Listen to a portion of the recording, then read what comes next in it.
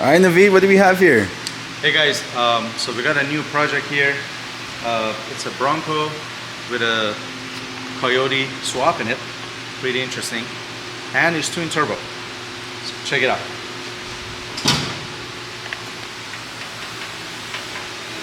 Wow. Here it is. We have not done this setup. Customer did it. This is how we received the vehicle. So what we're doing to it is complete exhaust system. It's going to be a stainless steel 3-inch dual exhaust system, and we're going to go over the setup, make sure everything is done right as far as the vacuum lines, wastegate setup, charge piping, like there's some unfinished stuff right here that we're going to wrap up, and make sure the setup is ready for dyno, and then we're going to hit the dyno and get it fully tuned for the customer. He's on the stock ECU, the Coyote ECU, and I mean, he did a pretty clean job, being just, done at the house with regular basic tools and stuff. He did a very clean work, but there's some stuff that I see is not right that I'm gonna fix, like these vacuum lines are not routed correctly to the wastegates, which I'm gonna fix all that and then finish the charge pipe right here. And go over the setup, make sure it's good, ready for the dyno session so we don't go and waste time on the dyno. But yeah, just stay tuned. I'm excited to get the exhaust done and see how it sounds and go on the dyno, see how much power we could get out of it. I mean, customer wants about 600 horsepower. By the way, the motor is fully forged by, I believe, MMR, Modular Motorsport, here in California.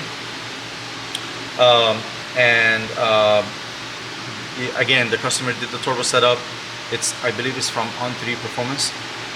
And we're gonna do the exhaust and dyno tuning. So that would be a wrap for the setup, and hopefully customer go enjoy it and see what we can do with it. What kind of exhaust are you planning to do on this? So we're gonna use 3-inch stainless steel mandrel bend piping, tubing, fully TIG welded, back purged.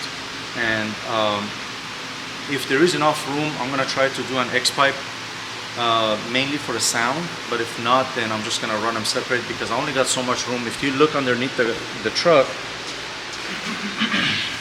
I mean, there is some room, but then also we got the transfer case on the 4x4, so that's gonna kind of limit us how we could run the exhaust. So I may not be able to do the X pipe like how I want to.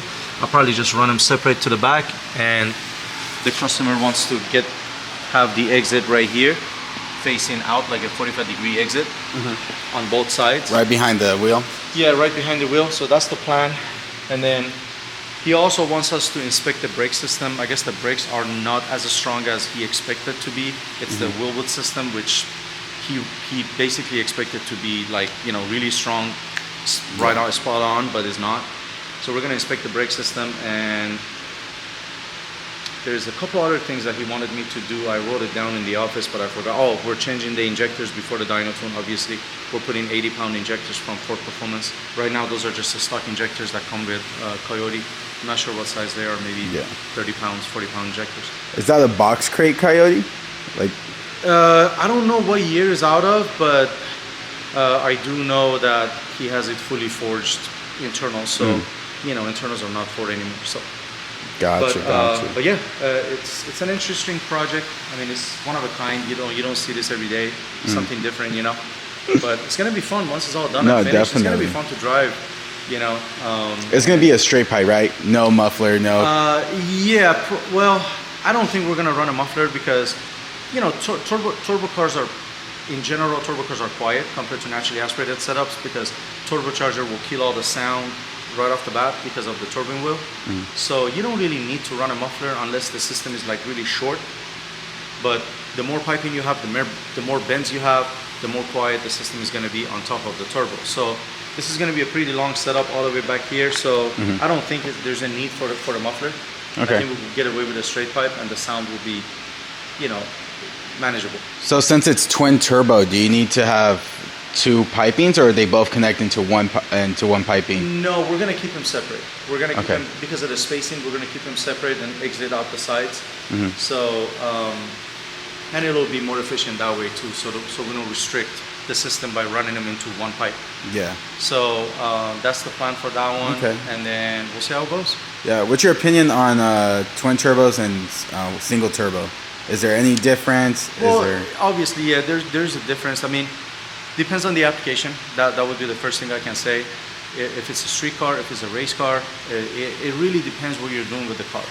When you go with a single turbo, a lot of times on a bigger displacement engine, you have to go with a bigger size turbocharger so you don't restrict the flow from the exhaust side. And well, the problem with that is you also create turbo lag. Turbo lag will take the fun out of the street application. Race car is a different story. You know, you're pedal to the metal all the way down the track, so turbo lag is not going to bother. But on the street, you want to have a wide, nice power band to enjoy the car. So a lot of times, two correctly sized turbos will be more practical on the street compared to a big, gigantic single turbo. Is that why we see like AMG and M series cars always running twin turbos?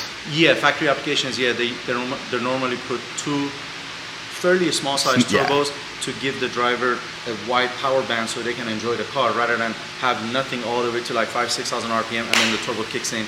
That's like not practical for the street. Again, for a race car, it's not the case. You know, race cars, they have a very short power band and they don't care about turbo lag, but in a case of a street car or a road race car or a rally car, you want to have a wide power band to get the full use of the engine. All right. So we'll be getting to work on this hopefully this coming week. I got a couple little things to take care of, but then I'm going to start fabbing on this one. I got all the material here and I'm ready to start on it. I mean, hopefully midweek I start working on it because I got that celica that I got to catch up with. I'm a little behind on this project. We're